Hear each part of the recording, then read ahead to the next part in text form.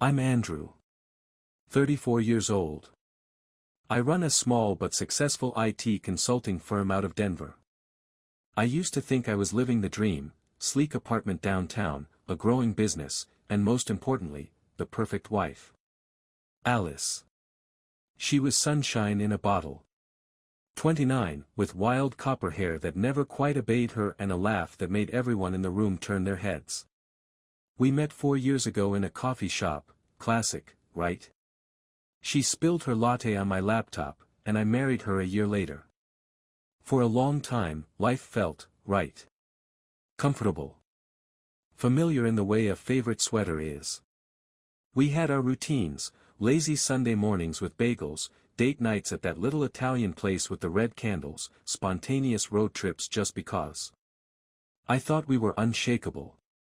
Until one Tuesday night. It was raining, fat cold drops splashing across the windshield as I walked back to my car after a late meeting. The parking lot was mostly empty, the neon from the bar across the street smearing across the puddles. I hit the unlock button on my key fob, nothing. Again, nothing. Then I realized I was standing next to the wrong car.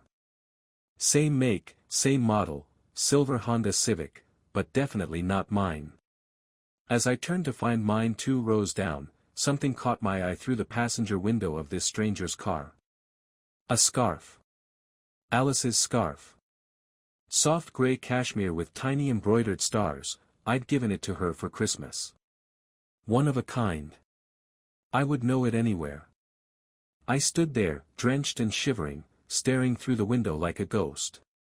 The scarf wasn't folded neatly. It was bunched up, half buried under a jacket I didn't recognize, lying crumpled on the seat like an afterthought. And there were 2 coffee cups in the holder. 2. Something cold and ugly began to uncoil in my gut. I didn't knock on the window. I didn't wait for whoever belonged to that car. I didn't even breathe. I just backed away, got into my car, finally found it, and drove. No music.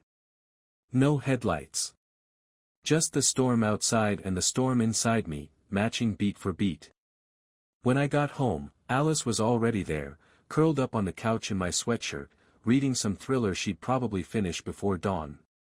She looked up, smiled, and patted the seat beside her like nothing was wrong. And I realized, if I said anything now, it would break something I couldn't fix. So I sat beside her. Smiled back. Let her rest her head on my shoulder. But I didn't sleep that night. Instead, I lay awake, staring at the ceiling, feeling every breath she took against my side, and thinking, whose jacket was that? Whose car was it? Whose Alice was she, really? By sunrise, my decision was made. I didn't make a scene. I didn't leave a note. I just disappeared. I didn't pack much. A backpack with a few clothes, my passport, some cash I kept hidden in the back of my closet, the emergency fund Alice used to joke about. I didn't even take my laptop. Just my phone, which I powered off and dropped into a public trash can 5 blocks from our apartment. No goodbye texts. No dramatic messages. No chance for second thoughts. I abandoned everything. The business I had poured my 20s into, the apartment with the exposed brick walls we used to love, the friends we used to meet for brunch, the life we built so carefully it almost looked real. It was terrifying, how easy it was to vanish when you stopped caring who noticed. The bus station was half deserted at that hour, heavy with the smell of burnt coffee and wet pavement. I bought a one-way ticket to nowhere in particular, the farthest destination they had without asking for ID. Santa Fe. I boarded the bus just before dawn, the sky bleeding from black to bruised purple behind me. As the engine rumbled to life and pulled away, I watched Denver shrink in the distance, the skyline dissolving into mist and regret.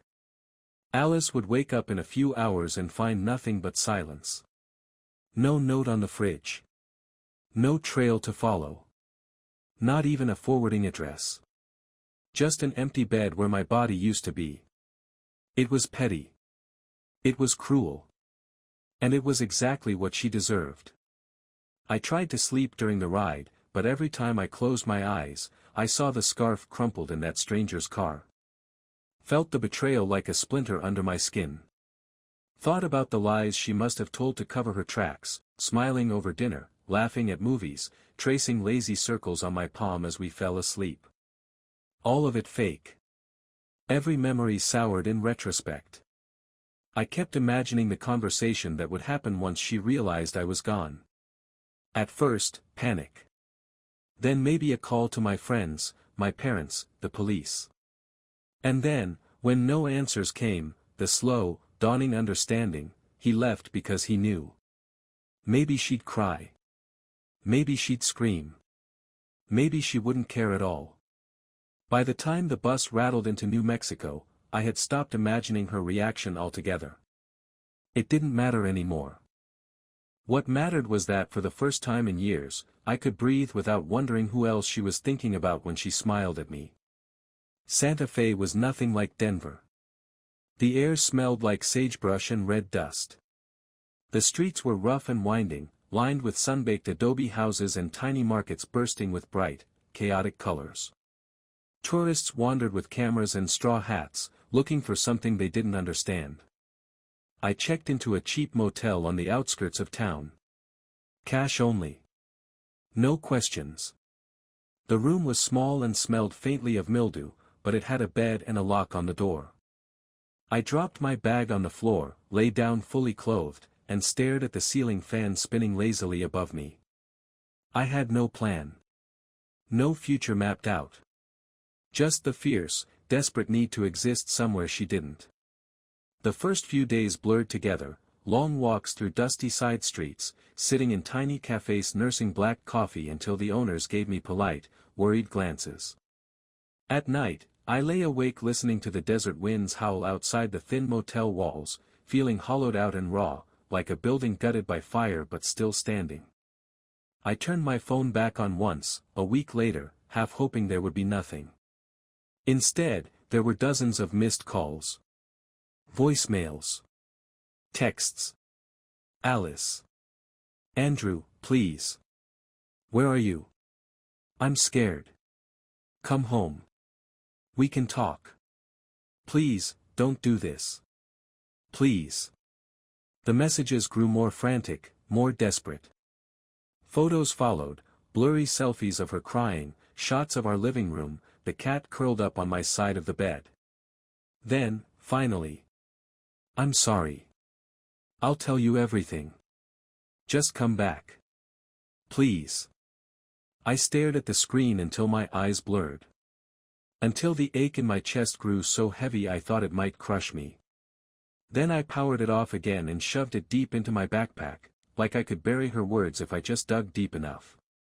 She didn't know it yet, but I wasn't just avoiding her. I was building a world where she never existed at all. You can't outrun memory, not really. But you can outpace the parts of yourself that still want to look back. 3 weeks after disappearing, I left Santa Fe behind. I bought a beat-up Jeep from a guy who barely looked up from his sandwich when I handed him a wad of cash. No paperwork, no questions. Just keys slapped into my palm, cold and final. The Jeep rattled like an old man coughing every time I hit the gas, but it moved, and that was enough. I drove south first, chasing the horizon, sleeping in the back seat when I was too tired to keep my eyes open. I traded city lights for endless sky, highways for broken dirt roads that snaked through wild, unfamiliar country. Mountains rose like gods out of the desert floor, dark and jagged, cutting the sky into pieces. Some nights I parked where the stars looked close enough to touch, where the air smelled like dust and pine and possibility. I started hiking during the days, following narrow trails that didn't exist on any map. I wore the same clothes for days. Ate whatever I could find in small-town diners or gas stations. Showered when I could. Shaved when I remembered. It was disgusting. It was perfect. It stripped everything false from me. All the polished surfaces, the curated life, the fake smiles. I stopped thinking about Alice's scarf, crumpled in another man's car. I stopped thinking about her texts, her apologies, her tears. She was a ghost now. And I was busy building a man she could never haunt. I ended up in a town called Silver Hollow, a place so small it didn't show up properly on Google Maps, just a dot swallowed by the Rockies. Population, maybe 200. There was one gas station, one diner, a bar that looked like it hadn't updated its playlist since 1983, and a feed store where you could buy anything from saddle soap to shotgun shells. No one asked questions there. Nobody cared where you came from, so long as you didn't cause trouble. I traded day labor for cash, hauling lumber for a gruff old rancher named Donnie who never took the toothpick out of his mouth, even when he was drinking his lunch out of a thermos full of God knows what. In exchange, Donnie let me camp on a patch of his land just beyond the river. An abandoned hunting shack that leaned precariously to one side, with no electricity, no plumbing, and no company except the coyotes. I slept with a shotgun by the door. I woke up to the sound of elk bugling in the valley and coyotes yipping under the frozen stars. Every day, my body hardened. My hands cracked and bled. My legs grew lean from climbing ridges and crossing streams. Every night, the man I used to be, the man who wore tailored suits and worried about client calls, drifted a little further away. And Alice? She became a memory tied to a version of me I was burying deeper every day. Once, maybe 2 months after I arrived, I found myself sitting at the edge of a cliff just as the sun cracked over the mountains. The sky exploded into fire, pinks and oranges and bloody reds. The cold bit at my cheeks, the wind whipped my jacket flat against my ribs, and the air burned sharp in my lungs. And for the first time in my adult life, I cried. Not the angry, bitter tears that had choked me the night I left. Not the hopeless sobs I half expected. These were different. These were tears of release. Of surrender. Of finally understanding that I didn't owe the past anything anymore. The phone stayed buried at the bottom of my pack, dead and useless, a fossil from a life I no longer recognized. Sometimes, when the nights were too long and the wind howled too hard against the tin roof of the shack, I let myself imagine what Alice was doing. Was she still calling me? Still begging me to come back? Had she moved on?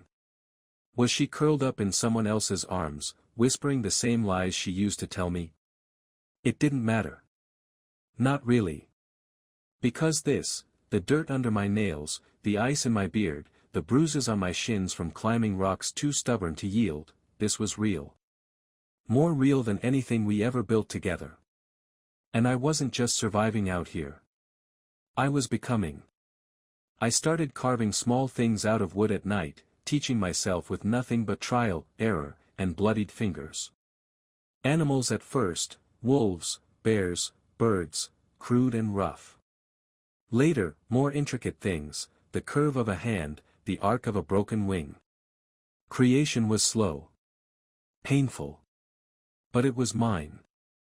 I wasn't living by anyone's rules anymore. Not Alice's. Not the city's. Not the man I used to be. I was carving a new life out of the wreckage. One splinter at a time. Winter came early that year. The first snow dusted the ground in late September, a thin white crust that melted by noon but warned of the storms to come. In Silver Hollow, they said the mountains decided who stayed and who disappeared. I wasn't planning on either. I just kept waking up. One breath after another. One bruise after another. 1 mile after another. And then, of course, because life isn't a straight line, because fate has a cruel sense of humor, she appeared. Not her. Not Alice. But someone with the same kind of impossible fire in her. Her name was Ray. I met her on a Thursday when my Jeep coughed its last breath on a dirt road about 3 miles from town. Smoke poured from under the hood, and I kicked the tire like it was personally responsible. That's when I heard a voice behind me, light, amused, slightly hoarse, like someone who laughed too much or smoked too long. Looks like she's giving you the middle finger, buddy. I turned. There she was. Boots kicked out of an old Ford pickup, grease-stained jeans, a flannel jacket 3 sizes too big, and a smirk that could have started fires. Ray. Mechanic at the only service shop in Silver Hollow. 27, sharp-tongued, quicker-witted. She had oil under her nails and a braid so messy it looked like it had survived a bar fight. She didn't look anything like Alice. And maybe that's why I trusted her enough to accept the ride. Her truck smelled like gasoline, wet dog, and something sweet I couldn't place. There was a cracked picture frame shoved between the seats, a blurry photo of her and a huge black and white dog, tongues lolling, faces flushed with laughter. "You from here?" she asked, throwing the truck into gear like it owed her money. "No." She grinned. "Yeah, didn't think so. You look like you used to be something shiny." That stung more than it should have. I didn't answer. She didn't push. That's how it started. Ray fixed my Jeep. I paid cash. We didn't say much. But 2 nights later, I walked into the bar, not because I wanted to see her, I told myself, but because the cold had worked its way into my bones and I needed something loud and stupid to drown out the loneliness. There she was again. Nursing a beer at the end of the bar, laughing too loud at some old ranch hand story. She caught me staring. Lifted her bottle in a mock salute. And just like that, a slow, dangerous current started to pull me under. We didn't fall into bed, not that night. This wasn't a romance novel. This wasn't healing through someone else's hands. It was slower. More insidious. It was 2 broken things orbiting each other, too smart to collide but too lonely not to draw near. We started hiking together sometimes. Unplanned. Just, happening to show up at the trailheads at the same time. We didn't talk much. Just walked. Silent packs made in boot tracks and cold breath. Sometimes she brought her dog, a massive, lumbering thing named Moose who drooled on everything and wasn't ashamed of it. It was simple. Safe. Until it wasn't. One afternoon, near the first real storm of October, Ray and I stood on a ridge overlooking the valley. The snow was just beginning to fall, thick, wet flakes that clung to eyelashes and turned the whole world silver. I caught her looking at me, really looking. Not in the way Alice used to, scanning for weaknesses to exploit or stories to edit. No. Ray looked like she saw the broken glass inside me and didn't flinch. Like she knew she was broken too. And still, she stayed. "You ever gonna tell me your real story?" she asked, voice low, nearly swallowed by the wind. "No." She nodded once, like she respected that. "Fair. You ever gonna stop carrying it around like a dead thing?" I didn't answer. Because the truth was, I didn't know how. I spent that night sitting on the edge of my bunk in the hunting shack, staring at the walls as the storm slammed against the roof. Ray wasn't Alice. She wasn't a cure. But she was proof the world could still surprise me. That not every warm hand meant betrayal. Still, that night, I dreamed of Denver. Of the apartment.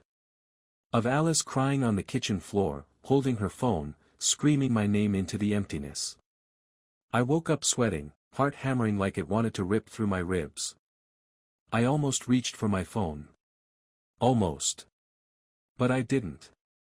Instead, I buried my face in my hands and whispered the only prayer I knew. Don't let me go back.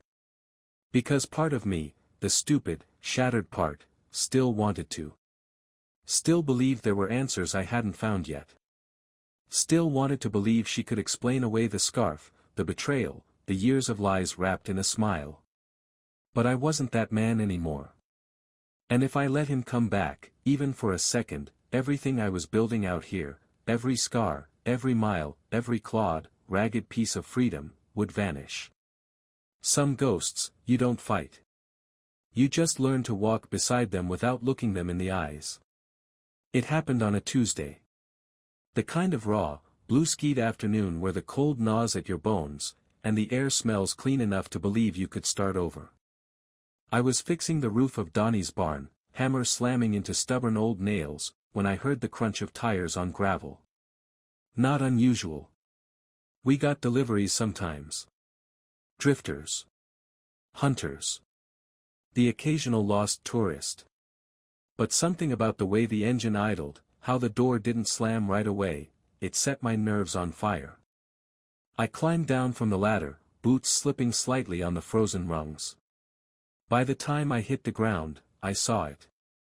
A rental car. Silver. Too clean for this place.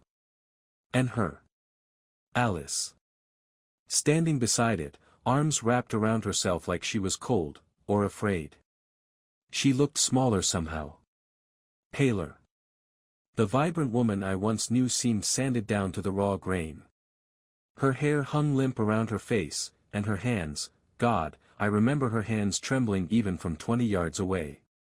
For a second, I thought I was hallucinating. For a second, I wanted to run. But I didn't. I just stood there, hammer dangling from my fingers, hard a lead weight behind my ribs. She stepped forward, boots crunching on the hard dirt. Andrew, she said, voice hoarse, swallowed by the wind. I didn't answer. I wanted to ask how she found me. Wanted to demand why she had come, why she was dragging the past through the cold dust of this new life I was clawing together. But I said nothing. Silence can be its own form of violence. She flinched under it. I've been looking for you, she stammered. 4 months. She broke off, swallowing hard. You just vanished. Good, I thought viciously. That was the point. I wiped my palms against my jeans, grounding myself in the grit, the blood, the life I had built without her. I needed to talk to you, she said, stepping closer like every foot of distance between us was a battlefield she didn't know how to cross. Still, I stayed silent. Please, Andrew. Let me explain. Explain. Explain how her scarf ended up in another man's car. Explain the years of slow betrayal, of smiles masking rot. Explain how easy it was for her to let go of the life we built. She must have read it in my face because her shoulders sagged. This isn't about excuses, she said softly. I know I broke something I can't fix. I waited. She pulled something from her jacket, a small folded paper, and held it out. I'm not here to ask you to come back, she said, voice breaking. I just needed you to know, you weren't wrong. The paper fluttered in the wind between us. I didn't move to take it. So she dropped it at my feet. It landed face up. A photo. The inside of a car. The scarf. The jacket. 2 cups of coffee. And beyond them, through the windshield, the reflection of 2 figures leaning toward each other. Not me. Not Alice. Him. The man whose car it had been. I recognized him now, one of my business partners. No, former business partners. Nick. The betrayal had been closer than I'd ever realized. Alice stood there, her face naked, stripped of all defense. I loved you, she whispered. I got lost. And I took you with me. The wind yanked her words into the wide, empty sky. I wanted to hate her. God, it would have been so much easier if I could have. But standing there, mountains at my back, hammer in my hand, dirt under my boots, I realized something gutting. I didn't hate her. I just didn't know her anymore. Maybe I never had. I bent slowly, picked up the photo, and slipped it into my jacket without looking at it again. Go home, Alice, I said quietly. Her mouth quivered. Tears spilled over. But she nodded. No begging. No drama. Just a broken woman turning back to her car. She drove away without looking back. And I stood there long after the dust settled, the photo burning against my chest, the hammer heavy in my hand, wondering why closure didn't feel anything like victory. It just felt empty. The storm rolled in that night, wild and reckless. Silver Hollow disappeared beneath walls of wind and white. Snow battered the cabin so hard it sounded like fists pounding on the walls, demanding to be let inside. I sat in front of the wood stove, staring at the flames, the photo Alice had left crumpled on the table beside me. I hadn't unfolded it again. I didn't need to. The image was burned into my skull, that frozen moment of betrayal framed in the windshield. Nick. Of all people. I thought back to all the nights we'd shared beers after long work days, all the poker games and stupid jokes. He'd stood beside me at our wedding. Toasted us. Called me his brother. The fire cracked, popping a spark onto the worn floorboards. I didn't move to stomp it out. Let it burn, I thought. Let it all burn. There was a time I would have driven back to Denver for revenge. Torched my old life to the ground with legal battles, scandal, rage. But that man had died somewhere between the first mile I walked away and the 1,000th breath I took under these unforgiving skies.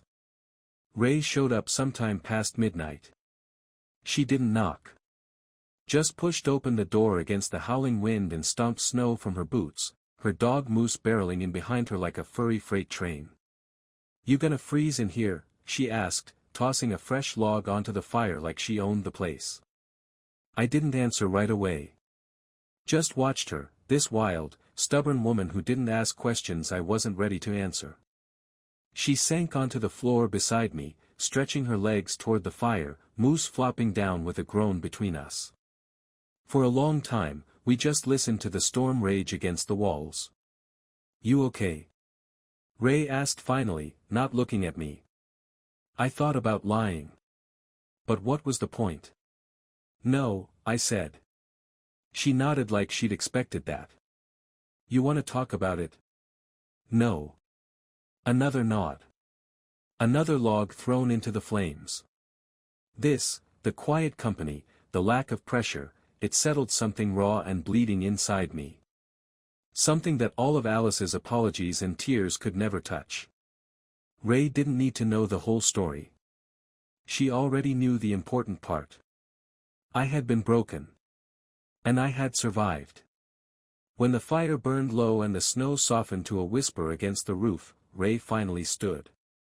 She dusted off her jeans, whistled for Moose, and pulled her hat low over her braid. At the door, she paused. "If you ever need to set it all on fire," she said, voice low and steady, "I'll bring the matches." She left before I could answer. The cabin felt hollow without her. But warmer somehow, too. I stared at the crumpled photo again, the edges already curling with the heat. Slowly, deliberately, I fed it into the stove. Watched it catch, first a tiny orange flicker, then a greedy, devouring flame. Nick's face blackened and disappeared. Alice's scarf curled and smoked. The whole ugly memory turned to ash, weightless and meaningless. I sat there until the last ember winked out. And for the first time in what felt like a lifetime, I wasn't carrying the wreckage of my past anymore.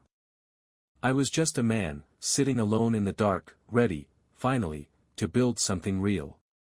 Something no ghost could ever touch again. Spring came slow and stubborn.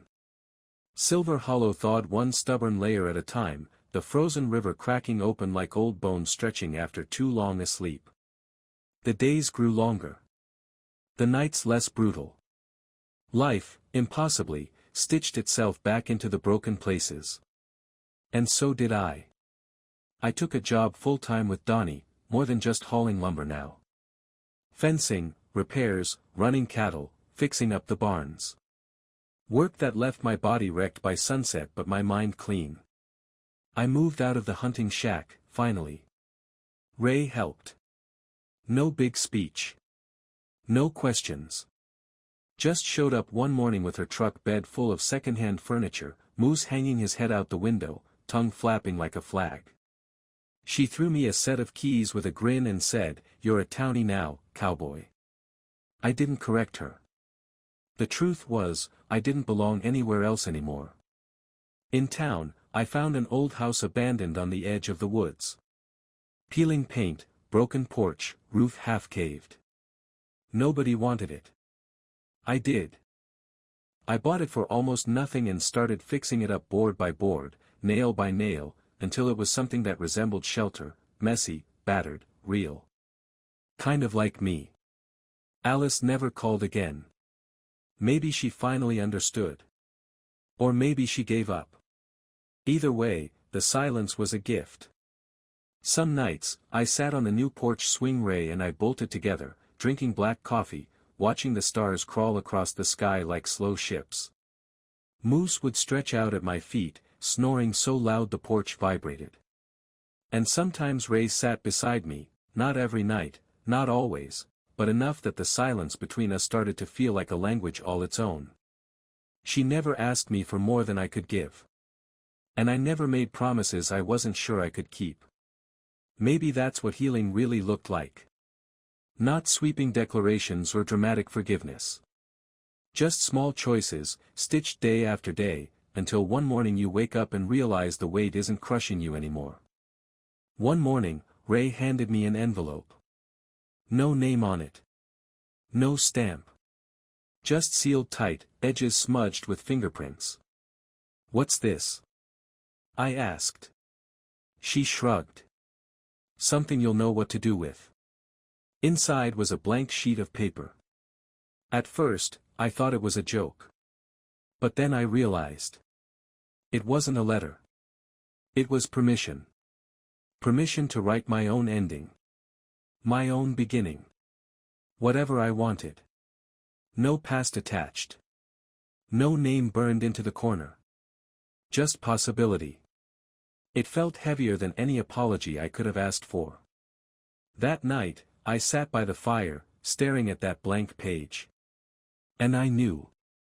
I wasn't Andrew who loved Alice anymore. I wasn't Andrew who ran away.